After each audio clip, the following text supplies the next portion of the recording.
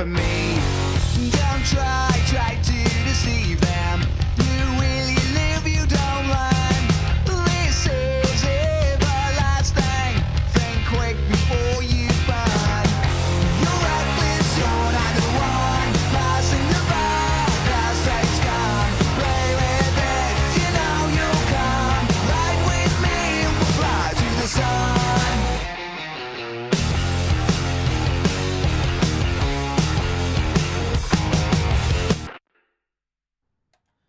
Okay, so welcome to the first Gobbler live stream with me, Pete Dowsett. I have this rock track to show you, and we've been looking at a load of your questions, and we've chosen this track because it has some elements that you've all been talking about. So if we look over here, we've kind of got an Andrew Shep style front and rear bus configuration, which I'll be going over later, as well as some extra things in the low end, like a sort of harmonic generator on the kick sub channel.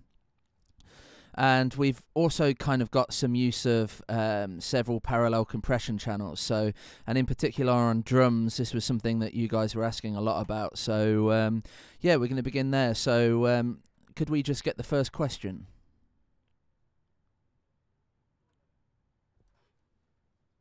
First question? Okay, so the first question is how to get your low-end balance right, particularly with a kick drum. So what we've got here is we've actually got several kick channels. So we've got a D12 on the inside of the kick. We've got a NS10 cone inverted to use as a speaker to get all of the low rumble subby energy. And then we've just got a few kind of samples in here as well. So let's just show you individually some of these first.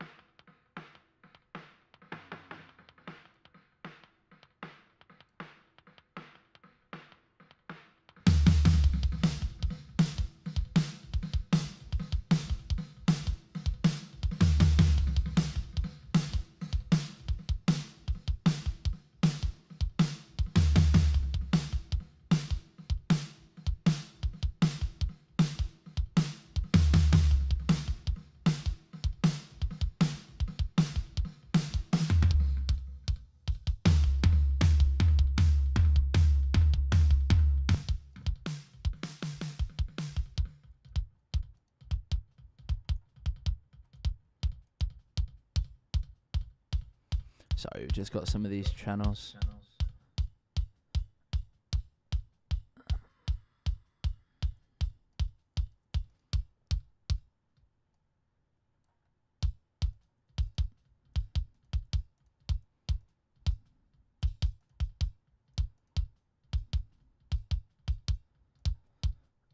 Okay, we should be back on track now.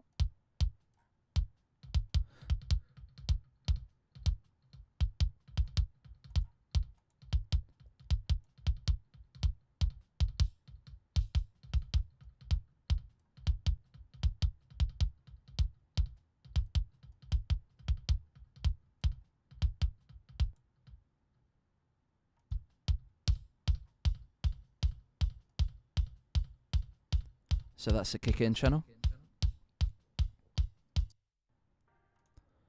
This is the kick sub.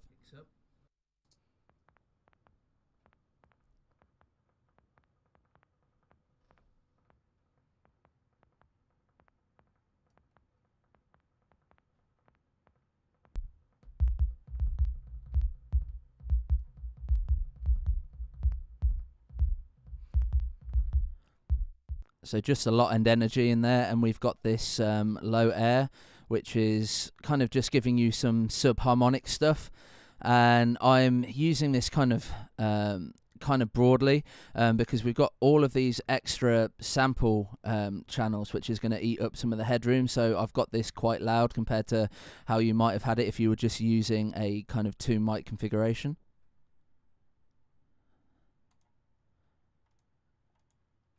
Here's the first trigger.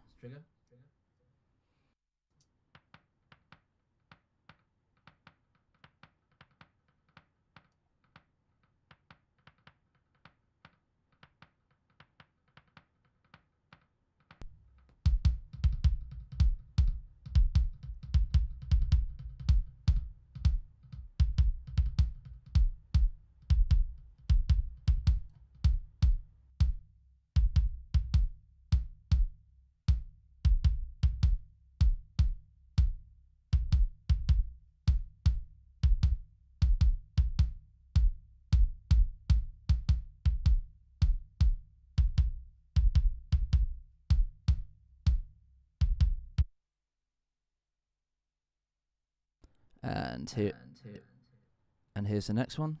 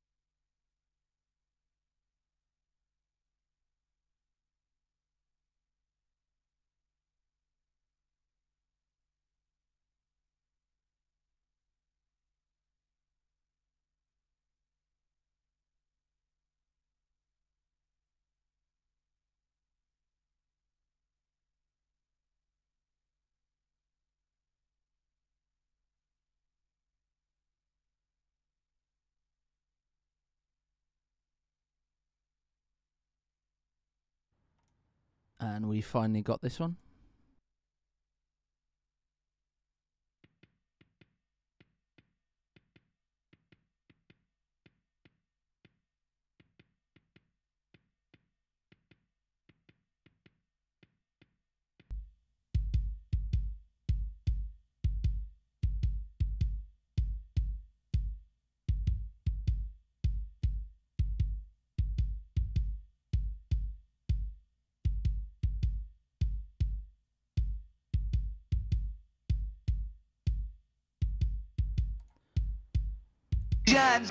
Okay, so one thing that I did really want to show you is the fact that when you're dealing with kick drums, quite often you have to gate them very, very heavily to get rid of some of the spill, and that will naturally kind of take some of the sustain out of the kick and of the room sound in general. And one of the things that I like to do a lot of, which is a kind of Andy Wallace style technique, is to use a sample that's specifically there for the sustain of the sound, which helps to kind of put some, and it fools the ear into thinking that there's some natural ambience there. So I'm just going to go back to this ambient channel here, and I'm just going to add, I've got a custom sample that I've made. Okay, and what this has is my kind of kick drum that I recorded for this band, and I've taken all the kind of close micness of it and sent it to a reverb and a distortion. So all that you should have here is a an absolute ton of sustain.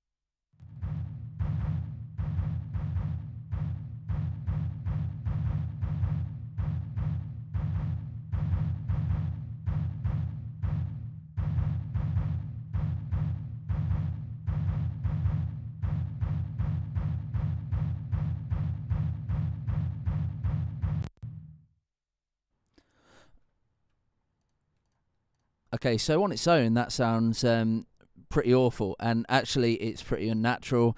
But you blend that with the other kick drums, and all of a sudden you start to get that kind of sense of you're with a drummer in a real place rather than it being a very tight, maybe alt-rocky sound. So let me just put those in together.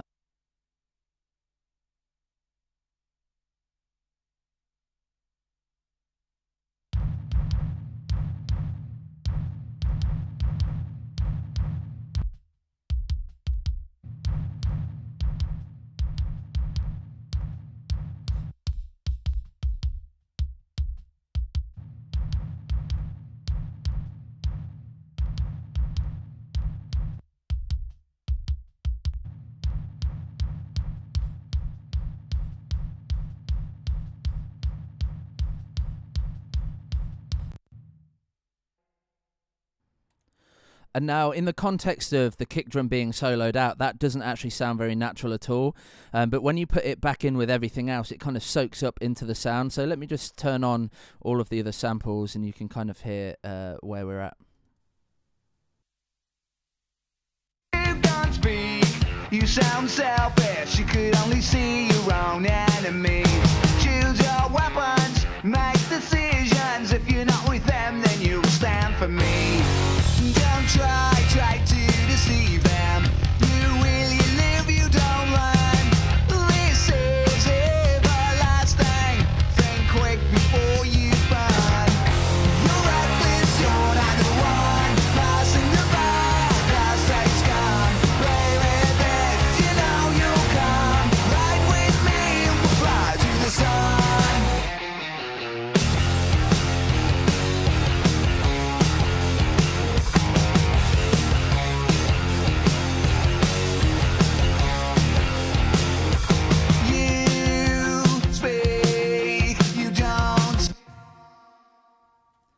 Okay, so hopefully from that what you could hear is that the kick drum all of a sudden just felt like it was part of something rather than it being something that didn't really cut through the mix. And this is one of the things that I think that a lot of people that are starting out mixing rock music, particularly when you've got lots of loud drums and very, very heavy guitars, is that it's easy to make them sound punchy and pokey, but not so easy to kind of make it sound full without having it to be right on top of the mix. And this is what this kind of ambient sample does to me. It kind of gives you more sustain in a more controlled way, and your ears don't notice that it's not something natural because it doesn't have any of the attack phase. Okay, and I do a similar thing with the snare drum as well, so let me just show you that.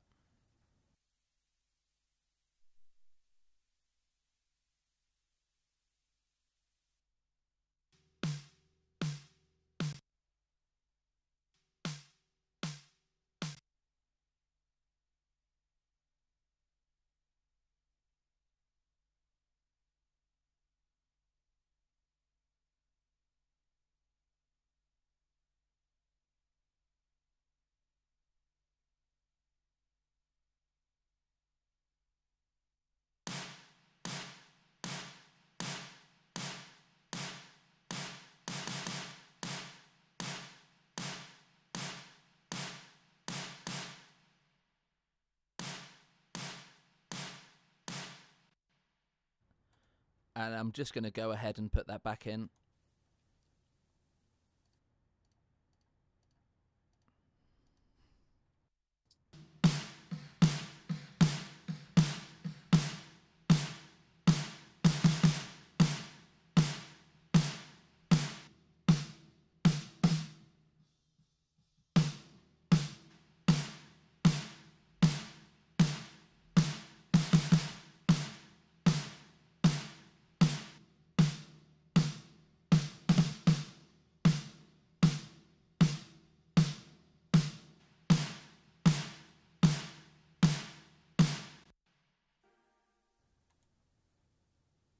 Okay, great. So let me now just put all of this together, the kicks and the snares, and I'm just going to turn on and off the ambient samples in and out so you can kind of hear how this fits together, and then I'll do the same thing in the context of the track.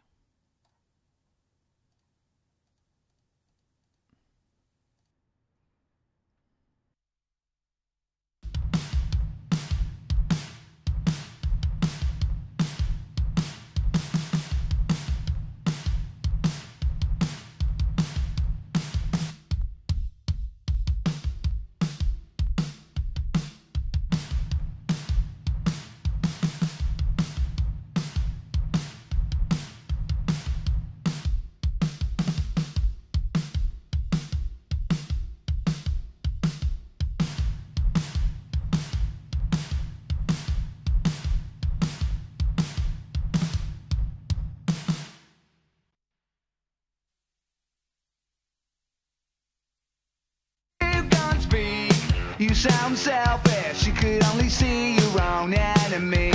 Choose your weapons, make decisions. If you're not with them, then you'll stand for me. Don't try to deceive them. You will, you live, you don't learn. This is everlasting. Think quick before you burn. You're reckless, you're not the one. Passing the bar, class takes gone. Play with this, you know you'll come. Ride with me and we'll fly to the sun.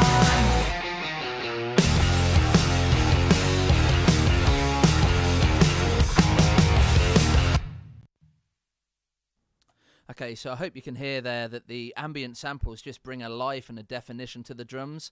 And this is, again, it's kind of managing what you get out of your transients and what you get out of your sustain. And one of the things that ends up you getting really, really loud mixes, if that's what you're going for, is that how you manage the kind of peak level compared to the average level. And that's something that people often get a little bit wrong. So hopefully that's helped with dealing with kick drums a little bit. What's the next question? Okay. Hi Carlos, you wanted to know about parallel compression. So this track itself, I've actually got lots and lots of parallel stuff going on, and parallel compression on drums in particular is a really, really important thing to get a grip on. And I know a couple of you have been asking about kind of Andrew Shep style techniques, and I, for this mix, and I don't always do this, but I used some things that he would quite often do. So we've got this kick and snare parallel channel here, and it's got a DBX 160 on it. And now what we're using for this is to get some extra kind of tick on the front end of the sound. So the attack and the release characteristics of the DBX 160, and particularly this original model, means that you get a lot of the transient coming through, you know, the initial tick, but it is clamping down fairly quickly, which is really, really good for drums. And then I've got another one that I've called Drum Punch, which has a 33609 on it. And again, that's just set to kind of help with more of the transient. And then I've also got a sustain channel here. And now this is kind of semi-crushed mixed with a lot of compression. And what this is going to do, it's going to help glue the drums together and add a little bit of dirt at the same time. So we've got this TG12345 emulation here, which is one of the old Abbey Road consoles.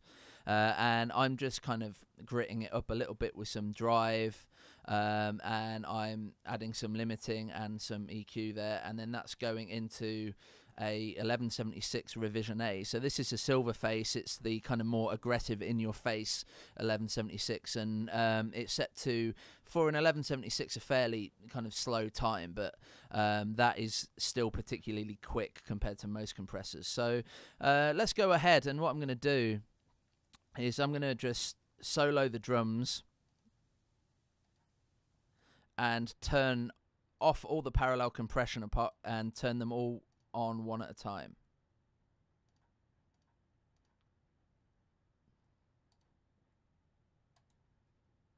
So this is without first.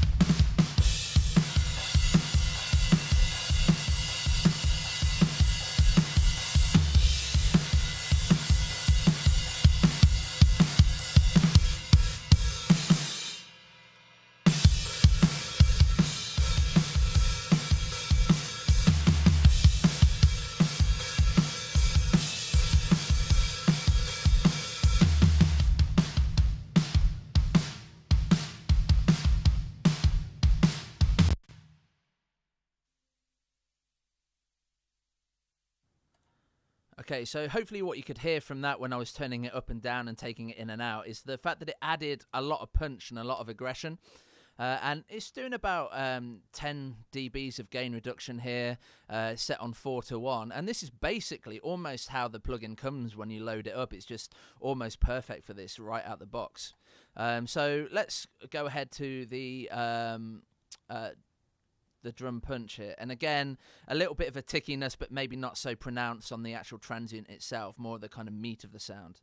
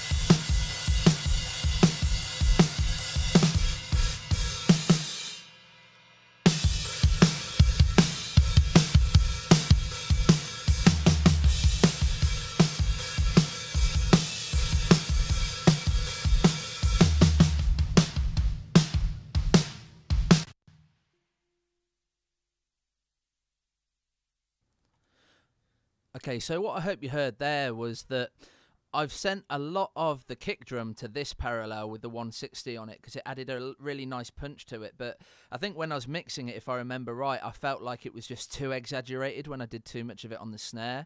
So this extra punch channel with the 33609, I think, is a slightly less exaggerated transient sound, which kind of made the snare sit back a little bit, and I kind of felt like I had as much punch as I wanted almost from that, hence this decision. So next let's look at the sustain.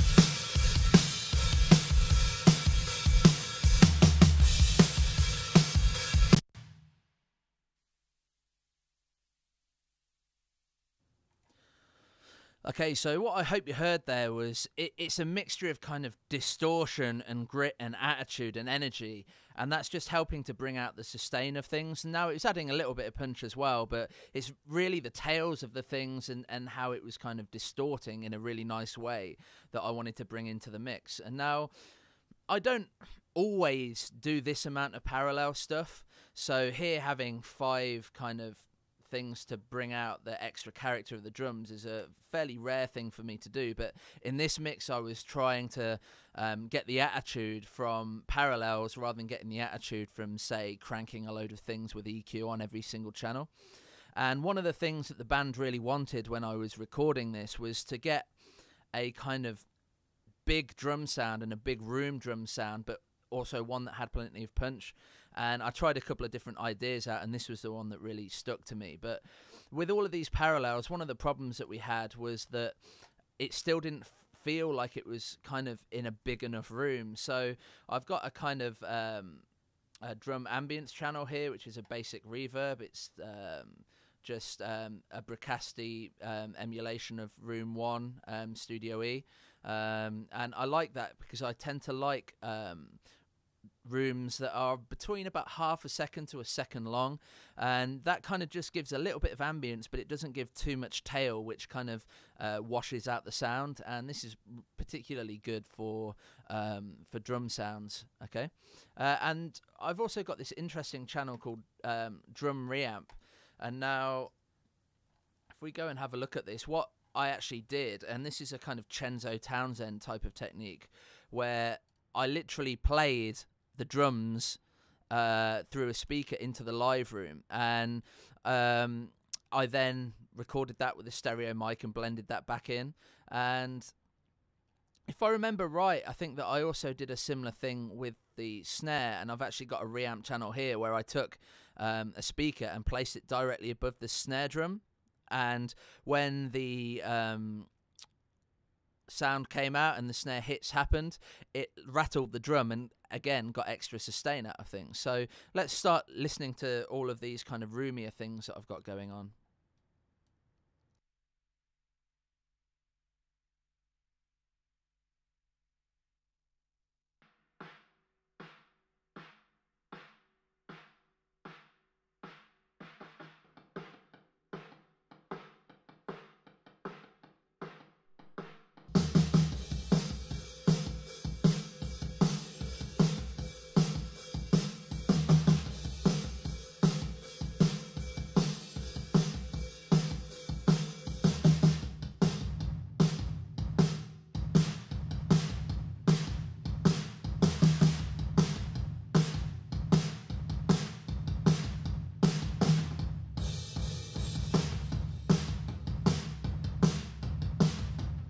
You don't like this.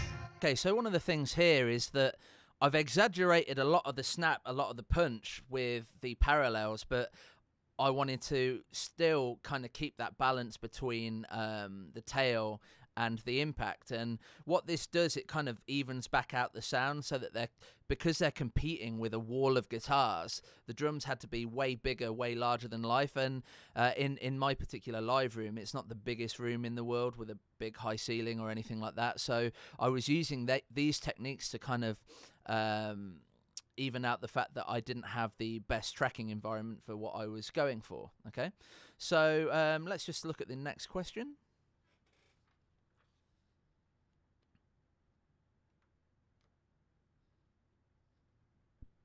Okay, Justin's asking, how do I tighten the bass and discover the secret of mid-range quality? Okay, so for me, tightening the bass, I do a lot of this with transient designers, and what you really need for most modern pop or contemporary music is lots and lots of low end, but it can't be sustaining all the time, okay? And it's maybe okay on the more ambient stuff that's got a lot of reverb on it because it's set right back in the mix, but certainly on your close mics, you really can't have that kind of tail dragging out.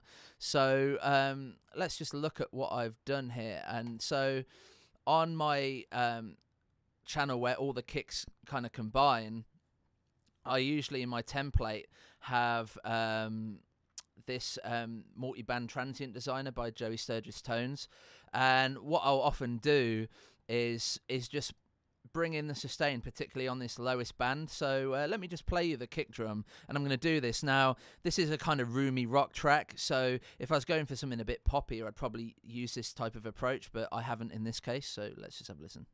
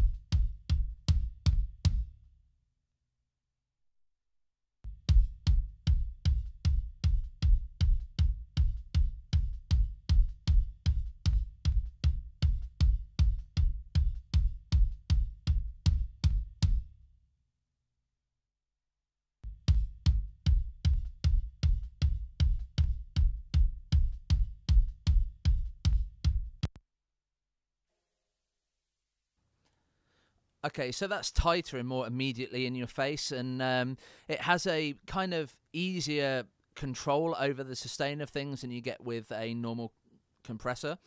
And the other thing I like to do a lot in the low end is that the kick and the bass are obviously bass guitar are going to be operating in the same frequency ranges quite a lot, and that can sometimes cause masking to occur.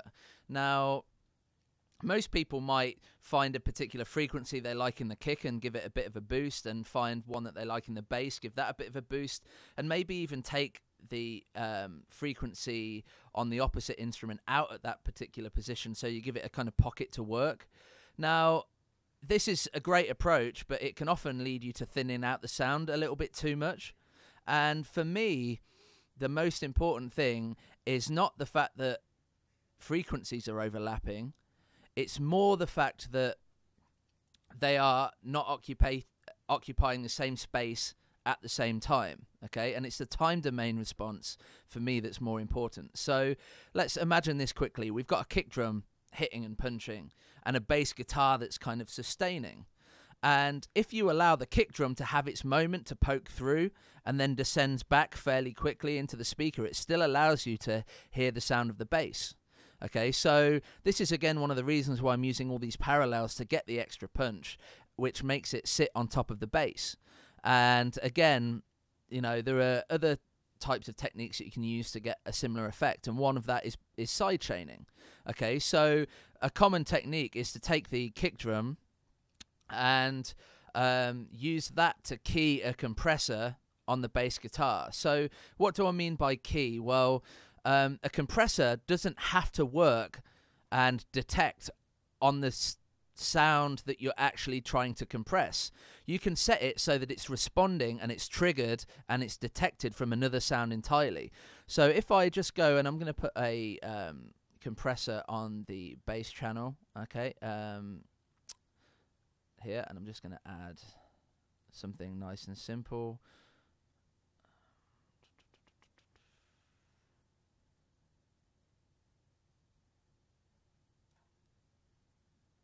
And what I'm going to do, up here we've got a key input. So I'm going to find a bus that's empty. I'm going to go bus 33. And I'm going to send some kick drum on bus 33. I'm going to use the kick in mic because it'll be a bit cleaner than the out.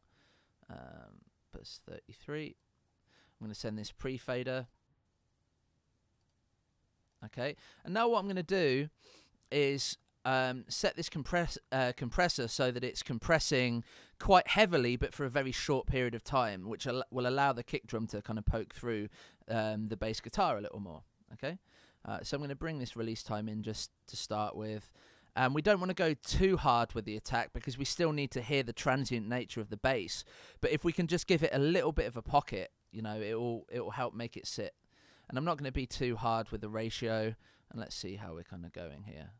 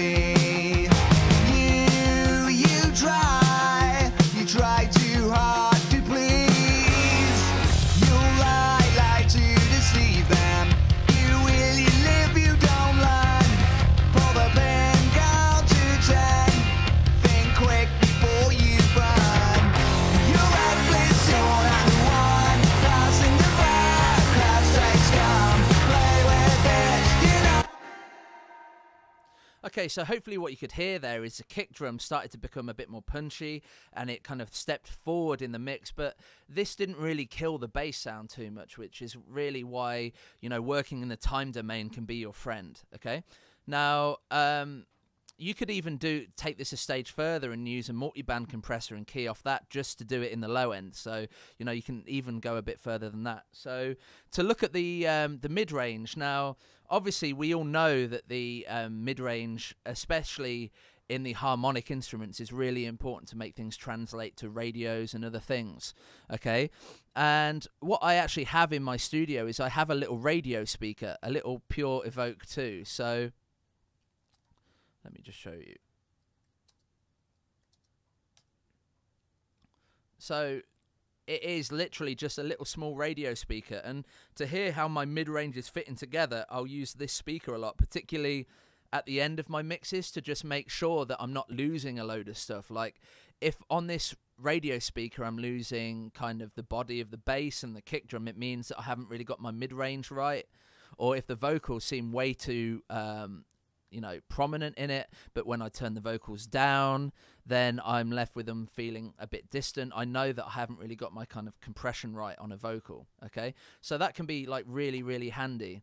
And the other thing is that, when we're using this Andrew Sheps technique, we've got a rear bus. And so how this worked is that older Neve consoles were designed to work in quad, which means unlike stereo where you've got two speakers at the front, you've actually got two speakers on the rear, so it's kind of like a precursor to surround sound. And what people realized is that even though quad sound didn't really kind of catch on, but they could use that second mix bus that would usually power the rear speakers and compress that heavily and blend that in to kind of get all of this extra harmonic content that kind of glues together the mid-range. And if we look at what I've got here, and you can see that on basically every channel apart from my drums, I'm actually sending to the rear bus as well as the front bus. Now, the front bus has everything together, so it's kind of your general mix, but the rear bus is just all the harmonic instruments, all of the kind of melodic and notated sort of sounds, pitched sounds. Okay, and what this will do, and if we have a look at the processing chain, is I'm actually giving a boost at 330 right in that mid-range. I've got a bit of a Neve console emulation and an 1176 really crushing it together. So what I want to show you is what the mix is like with and without the rear bus, and the rear bus should be kind of gluing that mid-range together. Okay, and again, it's just a way of not using so much processing on the individual tracks and instead using compression to bring up the kind of low-level noise up rather than trying to compress on the individual channels to bring the loud stuff down. Hope that makes sense.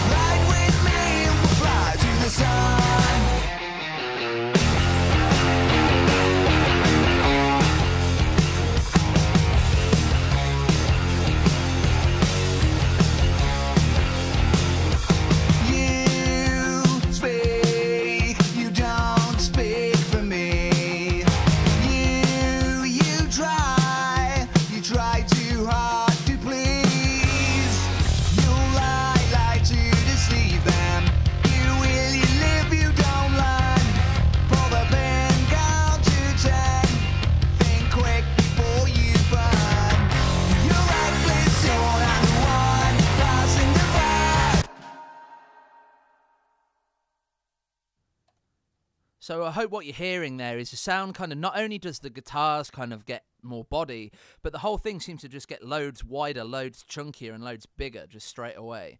And that's one of the things I love about this sort of technique, is that you're using this to get your width and your depth as well as, using traditional effects. Okay, so let's have a look at the next question. Okay, John has asked, how do I get the vocal to sit better in a mix? Okay, well, this is a tricky one. Vocals are obviously generally in most tracks the most important thing. And obviously when you're competing with a lot of instrumentation, particularly if you've got a single channel of lead vocals, how do you get that to compete? And I guess the general thing is compression, okay? And, not being subtle with it. Now, these vocals were actually recorded with some compression on the way in. At my studio, we've got a retro double wide tube compressor for 500 series and a Blackface 1176, and I use the retro to kind of round out the sustain of the sound, and the 1176 to kind of handle the odd peaks. But even though I've got that on the way in, if we look at my vocal channels here, I've actually got an LA2A, and that's doing a similar job to what the retro would be doing. It's a slower attack time, and it's just kind of gently molding things together. And then we've got the 1176, which is more for your little peaks, okay? I've also, even though I've got both of those, I've got a limiter on the end of it. So again, I'm just squeezing lots of little bit of life out of it, not with one compressor doing loads and loads. It's staged compression that's all handling a little bit of a different part of the sound. Okay, so what I'm going to do is I'm going to take off all other processing other than the kind of compression, and maybe I'll just leave the first one on and we'll go from there.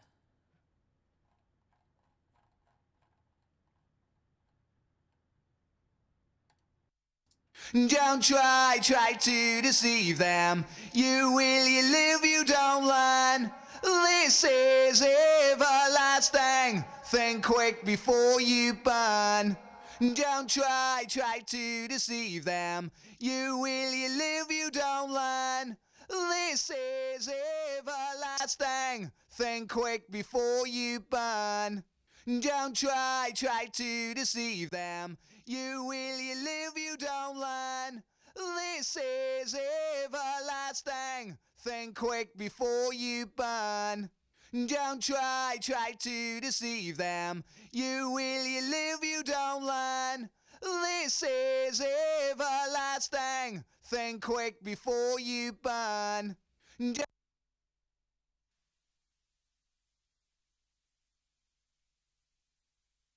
So, okay, so probably what you noticed there was that I'm not doing tons and tons on any of these. You know, I try and get the LA2A to be doing a few decibels of gain reduction quite continuously, and then the 1176 to just tickle it maybe 1 to 3 decibels every now and then on the biggest peaks.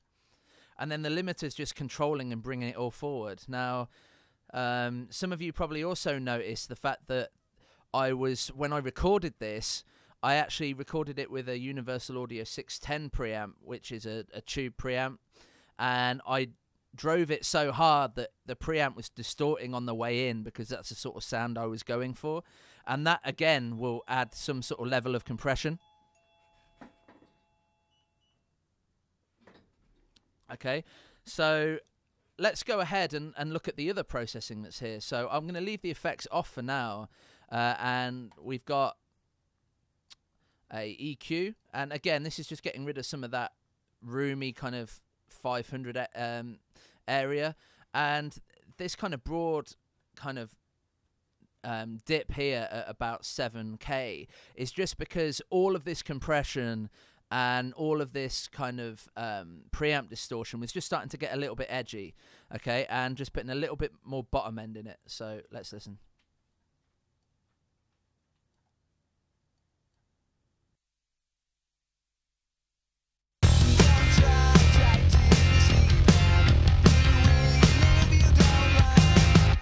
This is everlasting. Think quick before you burn.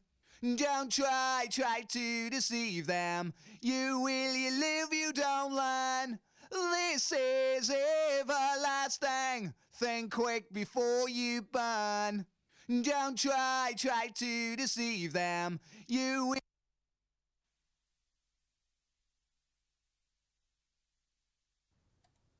Okay, and the other thing about a vocal that I like to do a lot is that to make the vocal seem the most important part of the track, it not only needs to have low end, but it also needs to have these kind of bright, airy frequencies. And particularly the poppier and more commercial a song gets, the more you're likely to shelve more of those airy frequencies into things. Now, I like to do this with a Pultec style EQ, which is a very old and revered tube compressor EQ. And it's a passive EQ, which typically sounds a bit smoother. And what we've got here is I've set it to a rather broad bandwidth. So effectively, you know, when you're using settings from like 6 onwards, you almost got a shelf, okay? So I'm almost shelving 12K and above here. Sometimes I'm doing it at 16K right on the edge of our hearing, so that you don't get the edginess. But in this case, I kind of liked a bit of that, and I'm also adding some at 100 and below as well. So I'm just kind of like scooping the sound out and making it kind of larger than life. So let's just have a listen to that. And afterwards, I've also got a tape emulation, which again is going to de-emphasize the transient a little bit, add a little bit of color and character. And again, this mix, you know, can have lots and lots of distortion, and I'm not going to worry about the integrity of the sound, because the kind of grittiness and the edginess of it is kind of something that I wanted to get.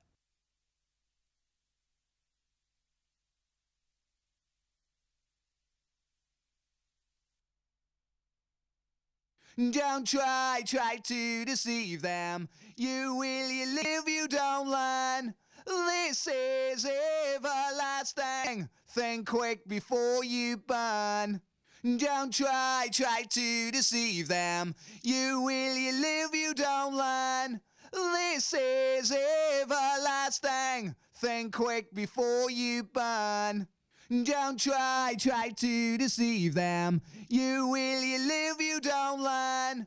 This is everlasting. Think quick before you burn.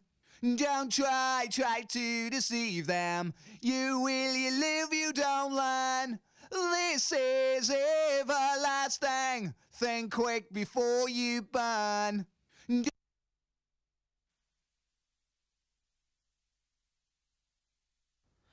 Okay, so I hope you saw that, you know, when I was shelving up the top end on that pool tech, it just kind of came to life a little bit more. And this is even more apparent when it's not quite so distorted. And I guess the other things that I try and do a lot on a vocal is work with lots of effects and lots of subtle stacked effects in a kind of similar way to the way that I'm approaching the compression. I'm not trying to make the sound wet by just using one reverb or one delay. I'm using lots of different things stacked up and just a little bit of them. And mainly most of these effects are to be felt, not really heard. So what I'll do is I'll start working with effects, turn them up so that they're a little bit too loud, and then EQ them and work on them and then drop them back down. So you can see I've got a quarter delay, an eighth delay. I've got some kind of basic lead vocal ambience, some artificial double tracking, parallel compression, and a sparkle channel. And all this really is just, again, a little bit of extra air. What all this stuff will help do is take the vocal from sounding like a very solid but very narrow sounding vocal to it spreading across the speakers. It should feel wider, more impressive, and kind of compete with the rest of the tracks a lot more. So I'm just going to kind of show you what each of these are doing kind of one by one and then put it back in the mix.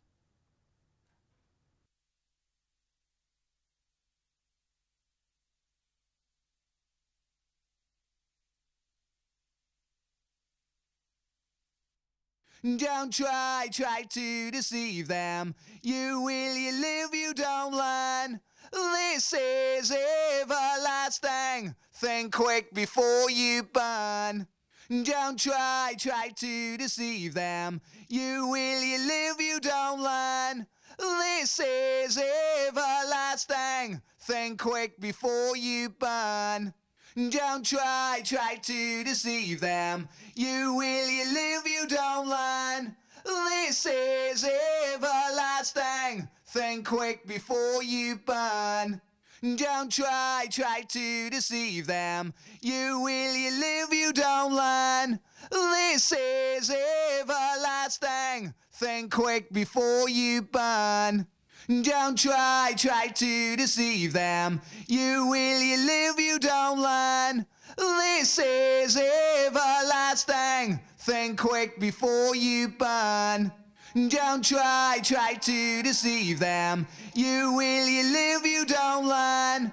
This is everlasting. Think quick before you burn. Don't try to deceive them. You will, you live, you don't learn. This is everlasting. Think quick before you burn. Don't try to deceive them. You will, you live, you don't learn. This is everlasting. Think quick before you burn. Don't try to deceive them. You will, you live, you don't learn. This is everlasting. Think quick before you.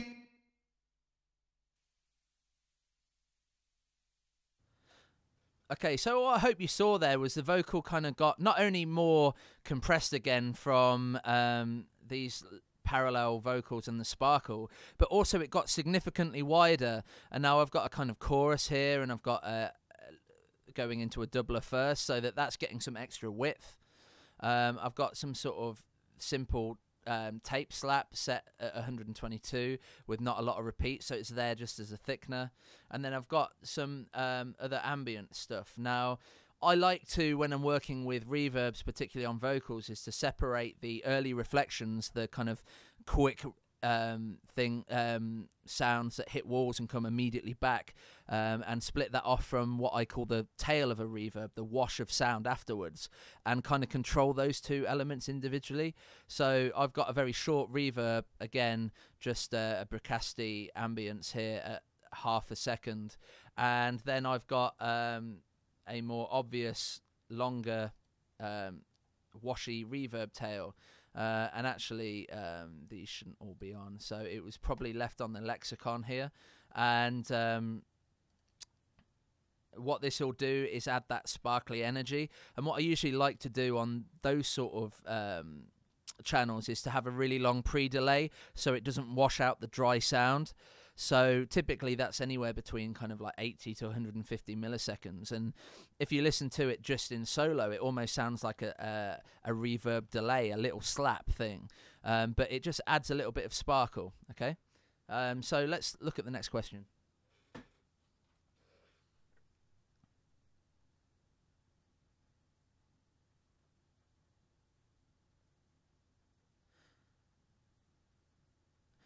What advice would you give to beginners as far as what to listen for? Well, that's a really kind of broad question, but I think the most important thing is context, okay? So what you need to really know is, like, what do you want the song to sound like when it's finished?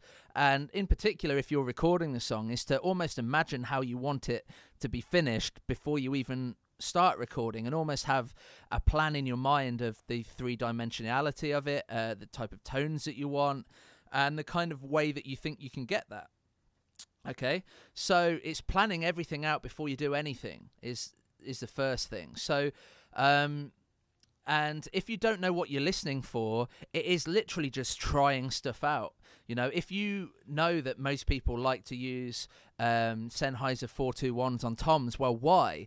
Don't just take their word for it. You spend half a day wherever you can testing a load of mics on toms and working out, well, why is this a go-to? And it's about building a kind of table of reference points in your mind, okay? And having that to always rely on. And over time, you're going to get better and better at, you know, knowing the tonality of what things are. And, you know, these things take a while to build up. And the other thing that I think is really, really important is to not solo things too much, okay? And this is something that's particularly a problem when people first start, is that they maybe start with a kick drum and solo that and make the kick drum sound perfect. Then they solo the snare, make that sound perfect.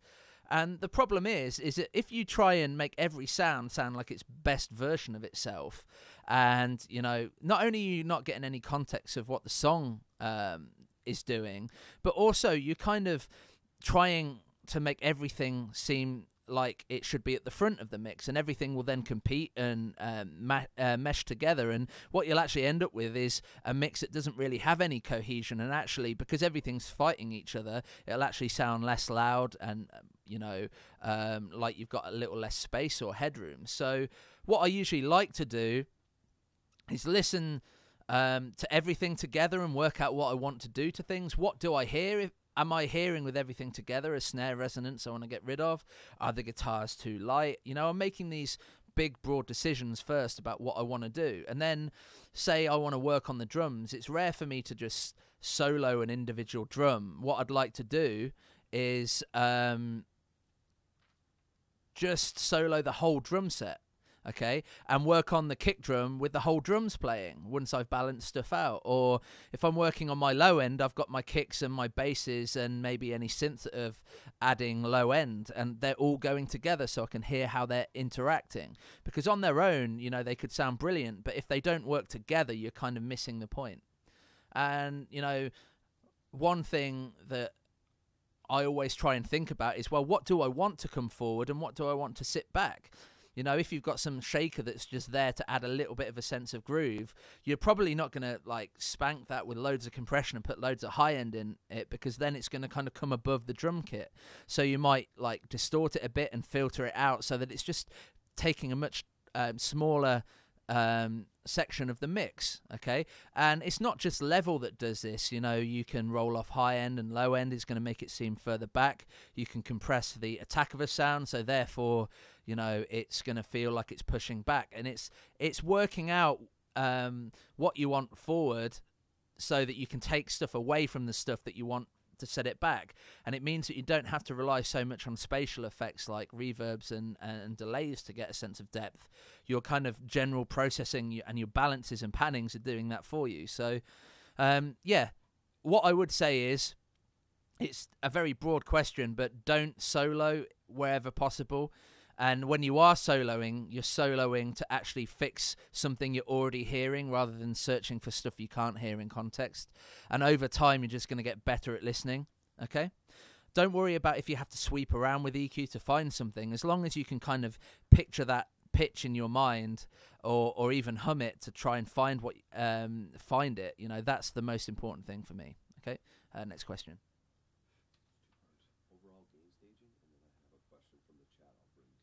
Okay, yep.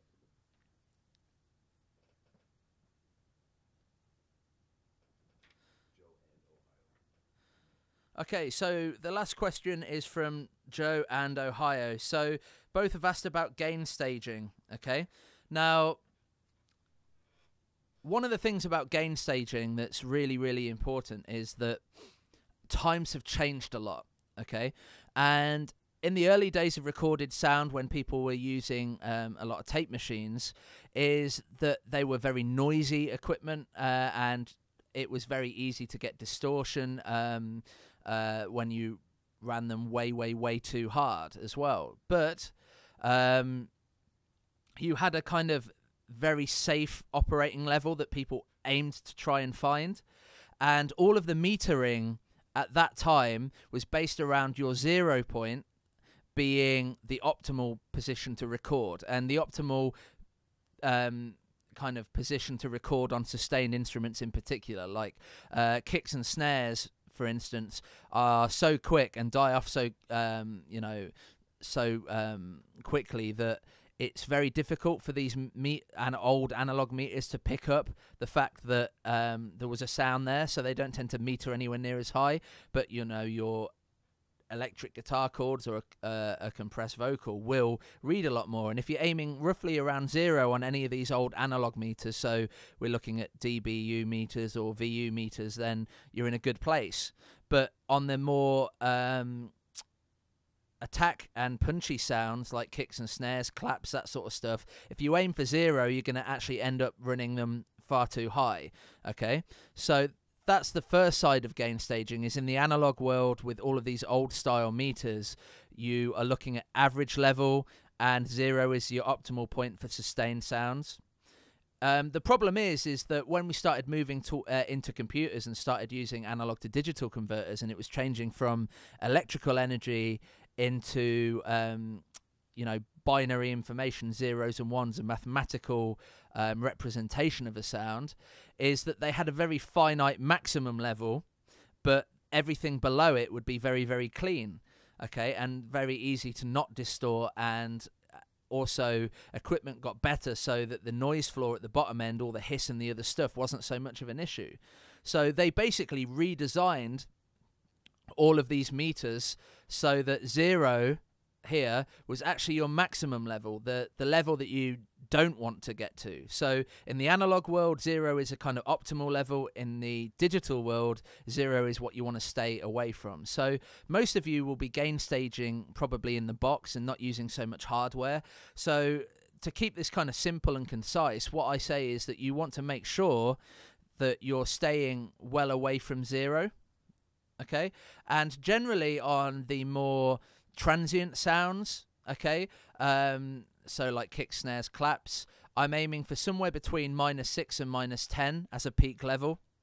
And then the more sustained sounds can be anywhere between kind of -12 to -18-ish, okay? And what this will do is it will mean that when everything is added up and sums together, your mix bus should still have some room before you start clipping that, okay?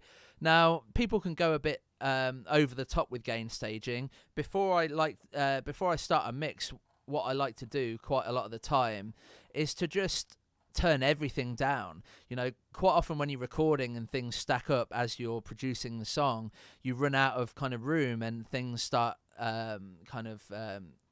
clipping the master output.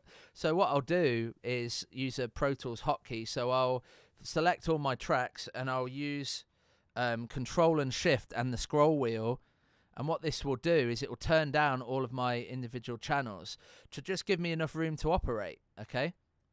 And what this will do, it means that later on and further down in my mix, I'm not having to run all my faders down at the bottom here, because what you may notice is 5 dBs at the top of here is quite a long movement, okay, whereas 5 dBs down the bottom is a very minute movement. And so that means if you're automating things around and making things louder and quieter, it's much more difficult to have any level of precision down here, which is why I like to bring the levels down immediately before I start the mix, so that again I'm operating. You can see that most of my channels are around 0 somewhere, okay? And that is probably the most important part of gain staging for me, is the fact that my faders, wherever possible, are roughly around 0, so that I've got some precision when I'm automating, okay? I often get asked a lot about how to set VU meters, okay? And my general rule of thumb is that if I'm using any analog modeled gear, like tape machine emulations and stuff like that, I'm trying to make the input side of things come close to 0. And then if I need to back the output side down to bring it back to a reasonable digital level, I'll do that on the channel. And if I'm gain staging with a VU meter, you know, I like to put it on my master fader and aim for 0 when it's all added together, okay? I'm not so worried about making every single channel read 0 on a VU meter, because that means your transient sounds like your kicks and snares are going to end up way too loud, and you know, you're going to end up clipping your mix bus as well, okay? So there are two facets to this really for me. Is one, I'm trying to operate analog equipment at roughly the level it was designed to handle, around 0 VU. So if I'm using anything like that, I'll, you know, throw the input up to reach a decent level and then trim the output back down to maintain a decent digital style level. And then the other side is to make sure that I've got precision on my faders. I hope that makes sense. So and the last question.